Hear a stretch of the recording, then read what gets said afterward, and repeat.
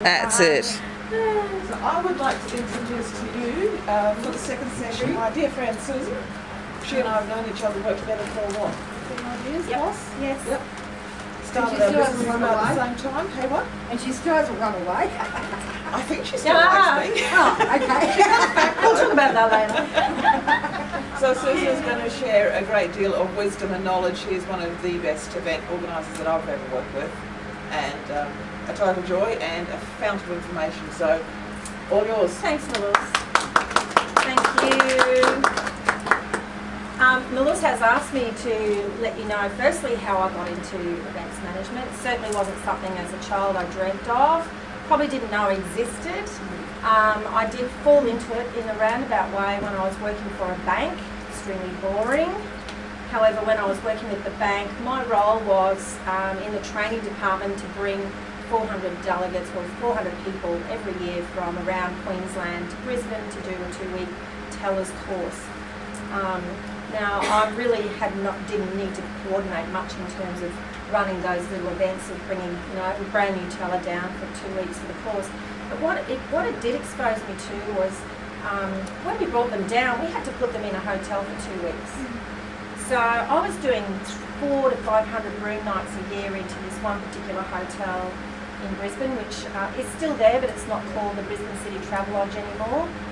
It's now called the Hotel Jen in Roma Street. And because I was doing all those bookings, the hotel started inviting me out. So the perks of what I was experiencing was getting me very excited. So they would say, "Oh, we love you, Susan, for bringing all these people into a hotel." Like, I was paying for it, not. We want to take you to the football or come for dinner. And I'm just like, oh, wow, this is so much more exciting than banking. How do I get into this? How do I get into hotels? So I started to get to know the banquets manager, the general manager, and of course I kept my bubbly personality in their faces as often as I could.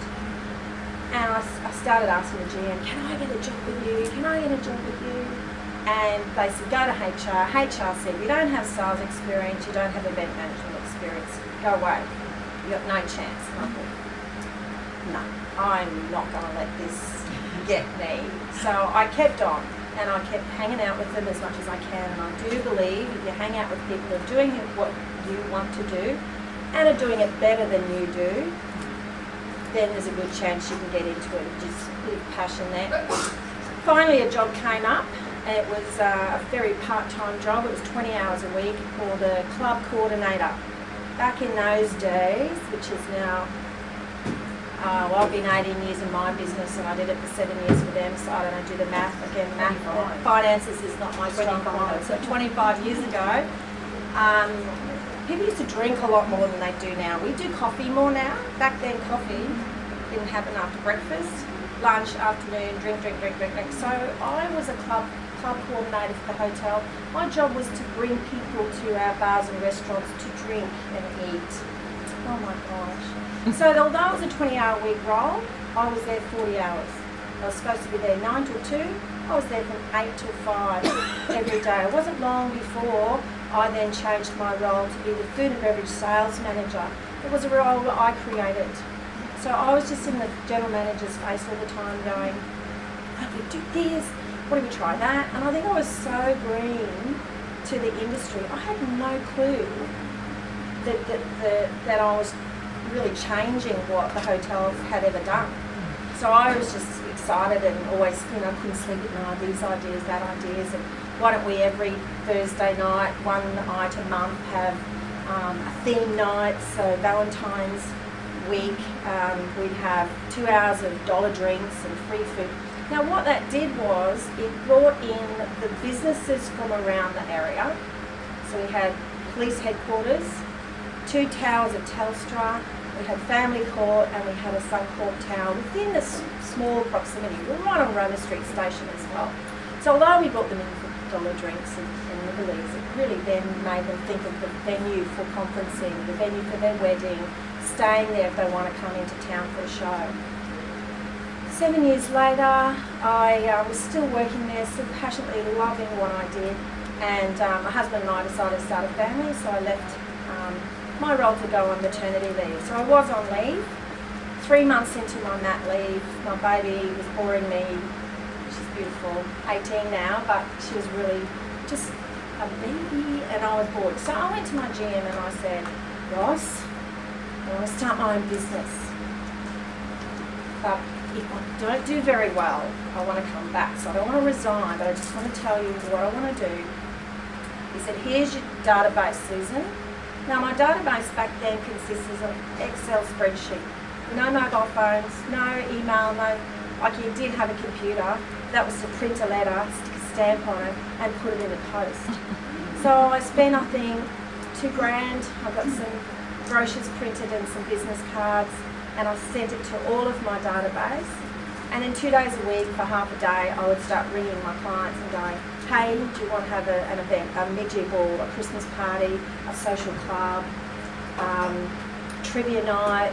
I'll coordinate it for you. Now, I worked purely on commission. So what that meant was I'd say to the hotel, and I really did most of my events in the early stages with the hotel that I left, they would give me 10% of everything my client spent there. So it didn't cost the client to use my services. And to this day, that is 80% of my business. There's no cost to my client to use the services of 25, 27 years experience. The difference is now, you won't see me on the day of your event unless you're paying me the big bucks, and it's worth it if you do. We'll get to that. So I started out small. Some of the things, I guess, and I'll talk about it again as I go through my my presentation, is it's one thing if you ever want to be in your own business, it's one thing to know what you're good at and how to do it. And I guess the luxury that you have now is to learn some business strategies. Because I was awesome at events management, awesome at ideas. I'm quite surprised I'm still here in business after 18 years, because back then, I would say to the hotel, okay, I'm bringing you the Suncorp mid-year ball, 300 people, $100 a head, 10% of that, do the math, I don't know, $1,000 commission to me, which is great. So I get them to sign that, yes, we'll pay you that. Anyway, I had friends for dinner, and the guy that was for dinner with his wife said, so what's the terms on your invoicing, Susan? I said, what terms? He goes, well, you know, when you invoice for your commission payment, is it 7 days, 14 days that they have to pay you? And I said, invoicing? Do I have to invoice? Look, I had no idea. I was 8 months into my business. Somehow I thought the accounts department would just sit around going, who could we pay today? You know, who do we owe money to? I really had no clue about running a business. Of course, since then, I've went to TAFE and I learned all about that. And I now do my own profit and loss statements, and I use Xero, cloud software, and I do my invoicing. But I still am a one-man band. So I do my own marketing, my own invoices payable, invoices receivable, sales, and everything. I'm very fortunate that I have a lot of really great suppliers that I've worked with over the years. Nylus was one of them for many years.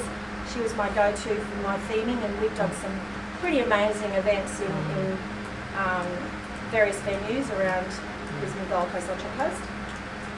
So that's how I got into it. Since then, my business has evolved, and I'm looking after more corporate conferencing, also really big gala dinners. They are completely different, but all around base the same sort of checklist. And if you get a chance to have a look at my website, you can download this ultimate checklist. It's 35 pages or something like that, and it's very in-depth and very detailed. Great for you guys who are interested in perhaps event management. But the people that I want to attract to my checklist are new clients who think they can do it themselves. Have a look at that checklist and go, no way, I can't possibly do that. I need your help. So as I said, I do 80% of my events. It's a free service to my client. There is no commitment. And then the other 20% are the select client, and I really love doing franchising.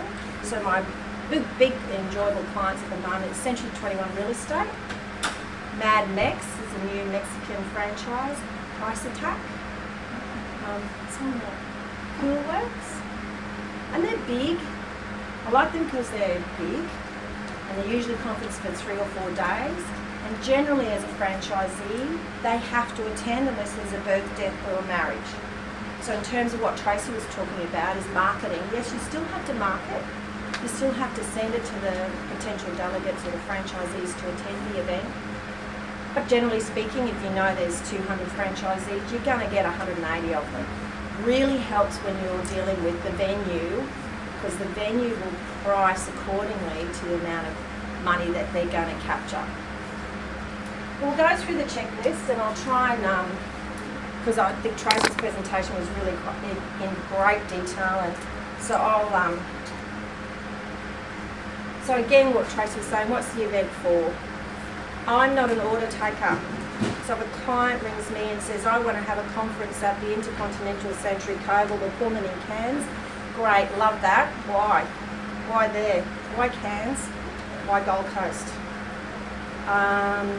Because we don't want them to travel very far. Where they're coming from, all around Australia. Well, okay, if we do the Intercontinental Sanctuary Cove, now if anyone knows where that is, beautiful spot, middle of nowhere, kinda. It's just as quick to come from Brisbane Airport as it is from Coolangatta Airport. So if they're flying, they're 2 hours on a plane, then they've got another hour before they get there. Really? Wouldn't you prefer to do something that's closer to the airport so that when they get to the destination, unless of course it's maybe Port Douglas, where 1 year fly in, the transfer is part of the experience. So when you land in Cairns and you're driving up to Port Douglas, oh wow, look at the water, look at the rainforest. Let's stop at the halfway point and go into the alligator, whatever it's called, and let's have lunch with the alligators halfway along.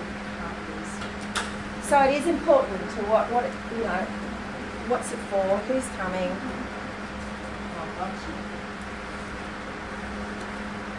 So that's again a bit of what I was touching on in terms of who's coming. The overseas delegates.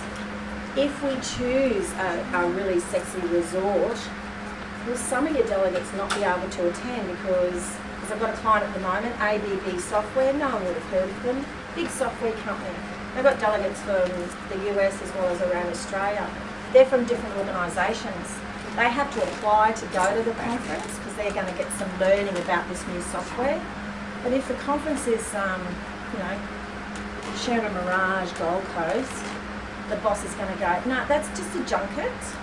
And for $2,000 for 2 days, you out of the office and playing up, mucking up down there, no. So the client says, we can't have that. We can't have resort in the conference venue destination. So we have to choose a city, a big city. So we're going Brisbane. It costs more. Big cities cost a lot more than beachside venues. I know. And different times of the month costs more. So, So when you're selecting the dates, if you do get a choice, I said to a client the other day, I've just won some business for Price Attack. They're having their conference in February next year. This last year, they had it in October. October is one of the busiest conference months in a calendar. So when a hotel's full, or nearly full, the rates just rise. So it's not just it's mostly the accommodation rates, but then the room hire, everything jumps up because it's supply and demand. February, no one conferences in February. I've got 5 hotels winning this. Oh, we'll throw in half an hour free drinks. We'll give you centerpieces. We'll give you room hire free for your breakout room. We'll give you a secretariat. We'll give you 3 free nights for you and the conference manager and the CEO to stay. So if you do get a choice of date, and sometimes it can mean the difference between the first week in October and the 3rd week. So you might come down to 3 venues that are going to suit, and one of them says, if you move that date to 2 weeks prior, well, they say that to me, but I've been doing it for so long and I know them so well. So they say, if you can get your client to move it 2 weeks the other way, we'll knock $50 off the accommodation, and we'll throw in this. So then if you can go back to your client and say, if we can move this, we're going to get better deals. So it is really important that the dates are selected, not just for budget, but also when your delegates can get away. So school holidays is often not a really good time to conference because people take leave. budget, yeah. I don't like the budgeting side. It's really important. I do rob Peter to pay Paul. I try and get what I can for nothing. I don't screw people down as such, but I know, because I've been doing it for so long, what hotels can do what for nothing. So I know, for instance, the Mercure Brisbane at North Quay, they've got something like 70 centerpieces of 3 different styles. So and a centerpiece can cost $50 to hire. Clients say to me, "What? We're not buying it." No, you're actually hiring it because half your delegates at the end of their dinner are going to try and walk out with it under their arm, and they do. They try and steal the bands off chair covers, running their heads. And clients will say to me, "Oh, my group's really pithy." And I go, "No, they're all the same," and they are. So yeah, budget, making it stretch where you can. Little things you can spend on, for instance, if you're having a conference in a hotel and you want to send a personal message or a personal gift to each of your delegates, or even if you just want to send something special to your keynote speakers or your CEO or your sponsors, to send something to their room, you're not allowed to do it. So housekeeping have to do it. So you go, right, here's 10 packs, that one's for Mary Jo, this is for John, here's our speakers, that's the CEO, and different gifts with different individual letters, which is a really nice thing to do. It can cost you $3 to $5 to do that. So you might only do it for your key people. I've done it where everyone so they're in the conference all day. This is a Fiji conference I did. During the day, when they're conferencing, every delegate received a gift in their room. And because that night we were having a Bollywood night, we wanted them all to dress Bollywood style. So the male's costume was delivered to the male's room, females to the females with instructions on how to dress. So when they got back after conferencing, they knew they had an hour and a half before dinner, enough to get dressed in their costume and be ready. And I'm going to divert a bit here. When you're talking about doing dress-ups, I have to say, at some gala events, and they're always wow to walk in the room, and it's fantastic, and people are drinking. It's not until people, unfortunately, have had a lot to drink that they start really relaxing and enjoying it. Throw a costume in, they're laughing at themselves before they leave the room. So when they get to the pre-function, they go, "Oh my God, Billy, you put it on back to front." All of a sudden, there's not even alcohol involved, and everyone's laughing and having a good time. And it may not be that you've supplied the costume, but you tell them prior, like going on a P&O cruise, you're going to have a pirate night, bring your pirate costume. It might be as simple as giving everyone a lei when they arrive. Budget for it. Attendee profiles, yes and no. I guess that sort of helps knowing, what music to play. Most of my corporate, franchise groups, they're usually couples. So, they're not singles. So I know that, the demographics are going to be more likely from 35 to 55. And that does help. It does help knowing, the type of entertainment and what they're going to enjoy.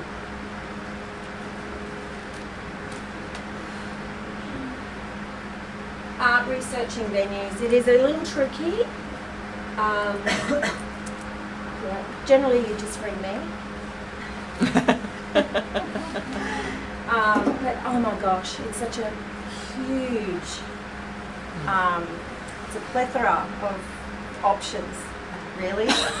And the hardest thing I've found with my clients, and I've got one email me quite a lot today, I've given her what I know is going to be available and suitable for her 3-day conference. It's a bank. It's all the branch managers from the whole of Queensland are coming in October. I know that we need a space that fits 250 people cabaret style. Now Tracy touched on that earlier. Cabaret from conferencing is my #1 favourite style to have. So it's round tables, but they're only 7-8 seats at most. Around a table, so there's no one at the end. You can do cabaret for a lunch if there's a big a keynote speaker. But anyway, fit that many people, that's a big conference room. And that's not just, so you have to find a conference room you can hold that, but also when you break out for lunch or morning tea, is the foyer area going to hold? So I said to my client, trust me, honey, we did this event together last year. These are the 3 venues that are available on your dates, and she was not able to change her dates. That I was sure of. That's all we have. I've done all of the rest. What about the Powerhouse? Powerhouse Brisbane's beautiful. It holds 200 theatre style. So a lot of the venues, when you look up their website, in the front screen they say conferencing for 1,200. And that's if everyone's standing up or sitting in a chair. But really, to sit down, it's probably only about 800.